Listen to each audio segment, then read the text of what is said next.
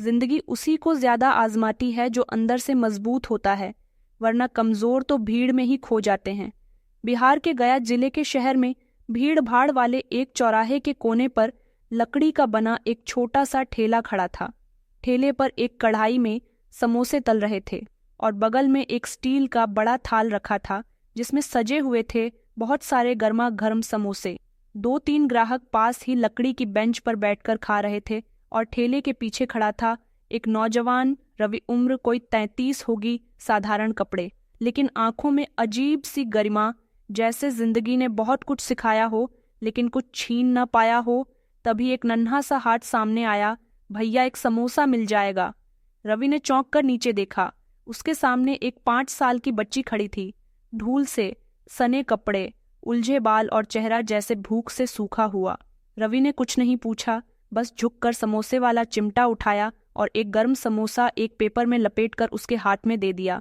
लेकिन तभी पीछे से आवाज आई, रुको बेटा, समोसा मत लो, हम मांगने वाले नहीं हैं। वो एक महिला थी, करीब 28 साल की। चेहरे पर थकान पर आत्मसम्मान की लकीरें अब भी बची थीं। उसकी साड़ी जग हजगय से फटी थी, लेकिन चाल में अब भी संकोच भरी गरिमा थी। वो बच्ची का हाथ पकड़कर बोली, माफ कीजिए, बच्ची भूखी थी, 2 दिन से कुछ नहीं खाया, लेकिन हम भीख नहीं मांगते। रवि उसकी आंखों में देखता रहा। वो आंखें जो झुकी हुई थीं, पर उनमें शर्म से ज्यादा मजबूरी थी। वो एक माठी भूख से टूटती जा रही थी, लेकिन खुद से समझौता नहीं कर रही थी। रवि ने धीरे से कहा, ये भीख नहीं है, ये एक भूखी माँ बेटी के लिए इंसान का फर्ज है। बैठिए ना, आप भी खाइए, आज पेट भर लीजिए, कल की फिर देखेंगे। महिला के चेहरे पर आंसू आ गए। वो कुछ बोल नहीं पाई, बस अपनी बेटी को देखकर धीरे से बेंच पर बैठ गई। रवि ने चुपचाप एक और समोसा निकालकर उसके सामने रख दिया। बच्ची जैसे पहली बार मुस्कुराई थी और माँ सुनीता जैसे पहली बार टूटी नहीं थी, बस पिघल गई थी। पास खड़े एक ग्राहक ने भी सर हिलाकर कहा, आज भी ऐसे लोग हैं। तभी दुनिया टिक्की है और वो समोसे वाला रवि बस चुपचाप मुस्कुरा रहा था, जैसे ये उसका रोज का कर्म हो। समोसा खाकर बच्ची की आंखों में जो चमक लौटी थी, वही चमक रवि की आंखों को भी गीला कर रही थी। रवि अब अपने ठेले के किनारे बैठ चुका था और माँ बेटी बेंच पर थोड़ी देर तक तीनों के बीच छुपी थी, लेकिन वो चुप्पी नहीं थी, बस इंसानियत की थकावट से भरी थी। रवि ने धीरे से पूछा, आपका नाम? महिला ने गर्दन झुका ली। कुछ पल बाद उसने धीरे से कहा, सुनीता। रवि ने फिर पूछा, कहाँ से हो? सुनीता ने धीरे से कहा, गया से, लेकिन अब कहीं की नहीं रही। उसके चेहरे पर एक फीकी सी मुस्कान तैर गई और रवि समझ गया, इस मुस्कान के पीछे कोई गहरा तूफान है। कुछ दिन पहले ही आई हूं यहाँ, और ये मेरी बेटी है अनवी। रवि ने बच्ची की ओर देखा, जो अब तक आधा समोसा खाकर चुपचाप माँ के पास में बैठी थी। फिर सुनीता की आंखें भीगने लगी। उसने बोला नहीं, मानो अब उसकी बातों को आवाज की जरूरत नहीं थी। लेकिन रवि ने फिर भी पूछा, अगर बताना चाहो तो कह सकते हो, क्या हुआ? सुनीता की आंखों में पीछे की दुनिया लौट आई। उसकी आवाज थरथराई, पति का देहांत हो गया। बीमारी थी, पहले ही से घर में ताने मिलते थे, लेकिन उसके बाद सबने कह दिया, अब तुम इस घर पर बोझ हो, तुम्हारी जगह यहाँ नहीं है, और ससुराल वालों ने कुछ दिन बाद घर से निकाल दिया। रवि के चेहरे से हंसी गायब हो गई, लेकिन हल्के स्वर में पूछा, कहाँ गई थी? उसके बाद सुनीता ने कहा, कुछ दिन एक पड़ोसन के घर रुकी, फिर बेटी को लेकर यहाँ आ गई। सोच रही थी कि कहीं का मिल जाए, लेकिन खाने को भी नहीं था। रवि कुछ देर तक उसे देखता रहा। सुनीता की साड़ी के किनारे से आंसू टपक रहे थे। बेटी अब भी चुप थी, शायद माँ की आंखों में बहती कहानी को महसूस कर रही थी। क्या अब ऐसे ही गुजर-सर कर रही हो? सुनीता ने सिर झुका लिया और अपनी बेटी की तरफ देखकर फफक पड़ी। बिना शोर के, बस आंखों से बहते आंसू और कांपती उंगलियां। रवि ने चुपचाप एक और समोसा उसके सामने रख दिया। जिंदगी में कभी कभी हम खुद को हारा हुआ समझ लेते हैं, लेकिन शायद वही मोड़ शुरुआत भी होती है। सुनीता ने उसकी आंखों में देखा। रवि के शब्दों में कोई दया नहीं थी, बस इंसानियत थी, भरोसा था। रवि ने ठेले के बगल में बने अपने छोटे से तंबू जैसे झोपड़ी की ओर इशारा किया। वो मेरा नहीं है, लेकिन मैंने बनाया है, और अब से उसमें तुम रह सकती हो। सुनीता चौंक गई। नहीं, मैं बोझ नहीं बनना चाहती। रवि मुस्कुराया, तुम बोझ नहीं हो, भूख, मजबूरी और अकेलापन बोझ होता है, इंसान नहीं। सुनीता कुछ देर तक उसे देखती रही। शायद ऐसा कोई शब्द उसने बरसों से नहीं सुना था। झुग्गी बहुत साधारण थी, 4 बांस, एक प्लास्टिक की चादर और एक पुरानी घाट। लेकिन सुनीता की आंखों में वो किसी महल से कम नहीं लगा, क्योंकि वहां पहली बार किसी ने उसे अपनी मर्जी से रहने की इजाजत दी थी, बिना ताने, बिना शर्त। अन्वी तो मानो जैसे किसी खेल घर में आ गई हो। वो चारों तरफ दौड़ने लगी, एक टूटी बाल्टी से खेलते हुए हंसने लगी। रवि ने एक कोने में रखा पुराना डिब्बा उठाया। उसमें 2 कंबल और कुछ सूखे कपड़े थे। ये भी रख लो, कुछ दिन काम का हो सकता है। सुनीता अब खुद को रोक नहीं पाई। उसने धीरे से पूछा, तुम मुझे जानते भी नहीं, फिर इतनी मदद क्यों? रवि की आंखों में एक गहराई थी, शायद इसलिए क्योंकि मुझे खुद भी किसी की मदद की जरूरत थी, और जब इंसान दूसरों की मदद करता है तो वो खुद भी थोड़ा हल्का हो जाता है। छुपी फिर गहराने लगी, लेकिन अब वो छुपी बोझ नहीं, सहारे की छुपी थी। अगले दिन सुबह जब रवि समोसे तल रहा था तो सुनीता झुग्गी से बाहर निकली। बाल बंधे हुए चेहरे पर वही सादगी, लेकिन आंखों में एक नई चमक। कुछ काम दे सकते हो? रवि ने उसकी ओर देखा। जलेबी बनाना आता है। सुनीता की आंखों में एक हल्की मुस्कान उभरी। पूरा मोहल्ला खाता था मेरे हाथ की जलेबी। रवि ने मुस्कुराते हुए कढ़ाई में से समोसे निकाले। तो आज से मेरी दुकान पर सबसे पहली मिठास तुम्हारे हाथ की जलेबी होगी। सुनीता के हाथ कांप रहे थे, लेकिन ये डर नहीं था, ये एक नई शुरुआत की थरथराहट थी। अगली सुबह रवि ने अपने ठेले के बाईं तरफ एक छोटी सी जगह खाली की। वहां उसने एक पुरानी सी कढ़ाई और गैस स्टोव रख दिया। ये तुम्हारी रसोई है सुनीता, यहां से मिठास की शुरुआत होगी। सुनीता ने झिझकते हुए अपना दुपट्टा ठीक किया, फिर हाथ धोए और गांव में लग गई। पहली बार जब उसने आटे में बेसन मिलाया, शक्कर की चाशनी तैयार की और जलेबी के घेरे कढ़ाई में डाले तो उस महक ने खुद रवि को रुकने पर मजबूर कर दिया। खुशबू में कुछ अलग था, जैसे किसी औरत के हाथ की पहली रसोई या फिर किसी भूखे पेड़ को मिला पहला सम्मान। ठेले के पास कुछ स्कूल के बच्चे जमा हो गए। एक लड़का बोला, अरे भैया, समोसा तो रोज खाते हैं, आज ये जलेबी भी दो। रवि मुस्कुराया, आज से ये हमारी मिठास वाली आंटी की खास जलेबी है। सुनीता थोड़ा शर्माई, लेकिन उसकी आंखें चमक उठीं। पहली बार उसे लगा कि वो कोई बोझ नहीं है, वो किसी की जरूरत है, किसी की मदद नहीं, बल्कि उसके हाथों से किसी को सुकून मिल रहा है। धीरे धीरे मोहल्ले में बात फैलने लगी, रब्बी की दुकान पर अब जलेबी भी मिलती है, और वैसी जैसी नानी के घर मिलती थी। महिलाएं अपने बच्चों को लेकर आने लगी। पुराने ग्राहक अब 2 समोसे के साथ 2 जलेबियां भी मांगने लगे। रवि ने एक दिन पूछा, तुम्हारे हाथ में इतना स्वाद कैसे है? सुनीता की आंखों में हल्का दर्द उभरा। जब पति जिंदा थे तो उनका एक सपना था कि हम मिलकर एक छोटी सी दुकान खोलें।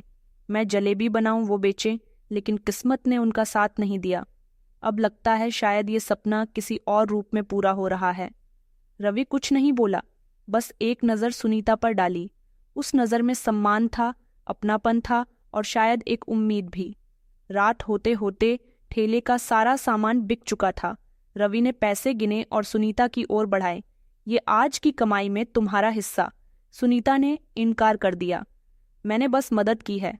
रवि मुस्कुराया, मदद नहीं, मेहनत की है, और मेहनत का हक कभी चुपचाप नहीं लेना चाहिए, उसे गर्व से लेना चाहिए। सुनीता के हाथ काम पे, लेकिन इस बार उसमें कमजोरी नहीं, सम्मान की ताकत थी। अब ठेले के एक कोने में हर सुबह मीठी जलेबियों की महक और गर्म समोसों की खुशबू एक साथ उठती। सुनीता अब हर सुबह सबसे पहले आकर अपने हाथों से चूल्हा जलाती, चाशनी बनाती और फिर धीरे धीरे अपने जीवन को भी फिर से संवारने लगी।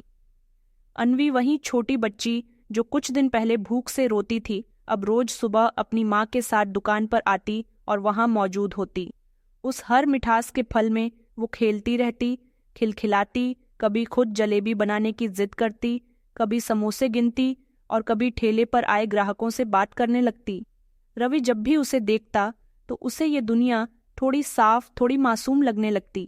एक दिन ठेले पर बहुत भीड़ थी। सुनीता चूल्हे पर थी और रवि समोसे दे रहा था। उसी बीच अन्वी ने धीरे से रवि की धोती पकड़ ली। रवि झुका। क्या हुआ छोटी रानी?